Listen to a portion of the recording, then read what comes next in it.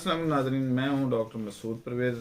आज का टॉपिक जो है वो भी एक मज़ाहिया वाक़े से आपको सच्चा और मज़ाहिया वाक़े से शुरू करूंगा। जब कोलंबस ने अमेरिका दरियाफ्त किया तो उसकी बड़ी पजीराई हुई और गवर्नमेंट लेवल पे उसको बड़ा सराहा गया और उसको जो है वो इनाम व कराम से नवाजा गया। कराची बायोफ्लॉक फिश, श्रिम्प और वर्मी कंपोस्ट ट्रेनिंग का ऐलान। कराची बायोफ्लॉक फिश, श्रिम्प और वर्मी कंपोस्ट ट्रेनिंग का आगाज़ 21 जनवरी को होगा।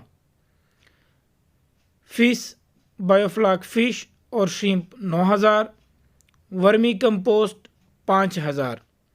रजिस्ट्रेशन के लिए अभी रब्ता करें 0300 400 9799 0300 8820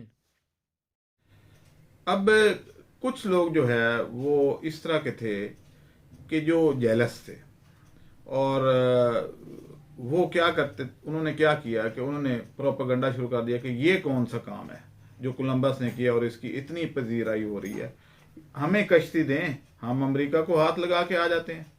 अब कोलंबस को इसका बड़ा दुख हुआ कि यार मैंने पूरी जिंदगी समुंदर में ज़ाया कर दी है और तब जाके मैंने इस जजीरे को या इस कॉन्टिनेंट को मैंने दरियाफ्त किया है, तो ये कहते हैं कि ये काम ही कोई नहीं है, तो हमें कश्ती दें, हम जाके हाथ लगा देते हैं। तो उसने एक इनको सबक सिखाने के लिए एक तरीका ढूंढा। उसने क्या किया कि ये कुछ 4-5 हज़ार लोग के करीब ऐसे थे, बाकी सारे तो कोलंबस की तारीफ कर रहे थे। उसने सबको बुलाया और उनकी दावत की। उस वक्त वहां पे भी लोग बिरयानी पे जैसे यहाँ पे इकट्ठे होते हैं, वहां दावत पे मुफ्त खोरे तो चले जाते थे। उसने सबको दावत पे बुलाया और उसने कहा जी कि जो अमेरिका दरियाफ्त करना था ये तो कोई बड़ा काम नहीं था, मैं आपके साथ एग्री करता हूँ, लेकिन मैंने एक और छोटा सा काम किया है, अगर आप ये काम मेरे से पहले कर सकते हैं तो कर लें, बाद में ना कहिएगा कि जनाब ये तो हम भी कर सकते थे। उन्होंने कहा जी वो क्या?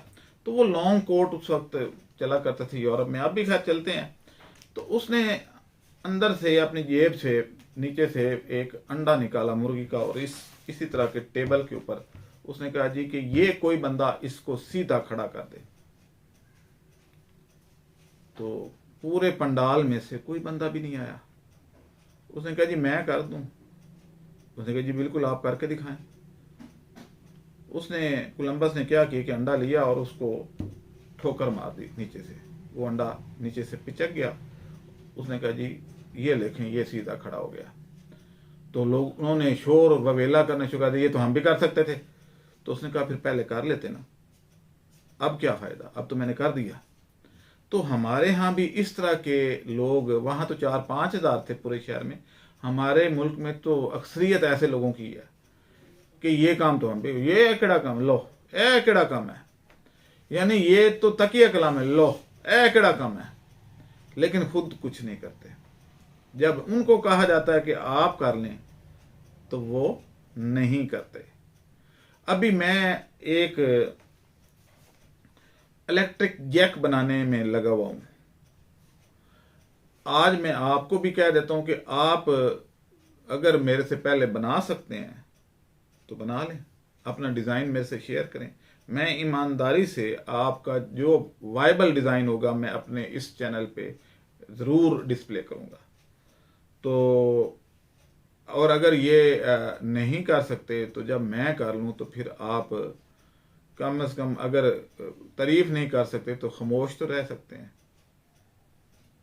तो ये एक सबक मोल स्टोरी मैंने आपको सुना दी है, क्योंकि मैं जब कोई डेवलपमेंट करता हूँ तो बाद में कमेंट्स इंजीनियर हजरात के बहुत ज़्यादा आते हैं कि जी ये तो हम भी कर सकते थे। ठीक है, मैं इंजीनियर नहीं हूँ, मैं डॉक्टर हूँ, लेकिन ये चीज़ जो है रिसर्च, ये किसी की मिरास नहीं है, ये हर बंदा का हक है और हर बंदा कर सकता है। और आज तक जितनी रिसर्च आम लोगों ने की है उतनी क्वालिफाइड लोगों ने नहीं की, मैं ये आपको बता दूं। तो जब ये जैक, क्योंकि हमारे यहाँ इलेक्ट्रिक जैक की अब ज़रूरत बहुत ज़्यादा है। एक तो हमारी जो फिज़ीक है, यानी हमारी जो नौजवान कौम पैदा हो रही है वो माशाल्लाह कद भी उनके 5 फुट के करीब हैं और कमरें उनकी कोई 6 इंच की हैं लड़कों की, और कानों में बूंदे पहने हुए हैं और ताकत है ही नहीं, जोर तो है ही नहीं कि वो जैक उठा सकें। तो उनको ज़रूरत है। फिर इसी तरीके से ख़वातीन को ज़रूरत है। और ये जो आजकल के जवान हैं, ये और आजकल की ख़वातीन तकरीबन एक जैसे ही हो गए हैं, तो वो जैक ऊपर उठा ही नहीं सकती हैं। और ख़वातीन की एक अच्छी खासी जो परसेंटेज है अब गाड़ी खुद ड्राइव करती है। तो अगर वो शहर से बाहर कहीं चले जाएं जहाँ पे उनके भाई ना हों, क्योंकि अदरवाइज तो सड़क पे उनके भाई काफ़ी सारे आ जाते हैं और उनको जैक उठा के दे देते हैं, लेकिन अगर शहर से बाहर कभी उनको काम पड़ जाए तो फिर उनके लिए मसला बन जाता है कि जैक कैसे लगाएं और कैसे उठाएं। तो इसलिए ज़रूरत थी, और मुझे भी आज से कोई 8-10 साल बाद ये ज़रूरत पड़ेगी जब मैं भी कमज़ोर हो जाऊंगा। तो उस वक्त हो सकता है मेरे से भी ये 10 साल बाद जैक ना उठाया जाए, तो मुझे भी इलेक्ट्रिक जैक की ज़रूरत पड़ेगी। तो मार्केट में मैंने सारा सर्च किया है, मुझे कहीं से इलेक्ट्रिक जैक मिला नहीं है। पाए जाते हैं लेकिन पाकिस्तानी मार्केट में मुझे ये जैक नहीं मिला। तो इसलिए ज़रूरत इस बात की थी कि वो लोग जो उम्र रसीदा हैं, वो ख़वातीन जो ड्राइव करती हैं, और आजकल के हमारे प्यारे प्यारे नौजवान जो हैं, जो इतनी इतनी कमर वाले और बारीक बारीक उंगलियां और बाजू वाले हैं, उनके लिए जो है हमें ज़रूरत तो पड़ेगी। तो इसलिए मैं ये डेवलप कर रहा हूँ। अगर आप मेरे से पहले ये कर चुके हैं या कोई किया है किसी ने काम, तो मेरे से शेयर कर लें, और अगर नहीं किया तो फिर बराए मेहरबानी तारीफ़ कीजिएगा, या तारीफ़ नहीं कर सकते तो डाइजेस्ट तो कर लीजिएगा। आप मुझे इजाज़त दें।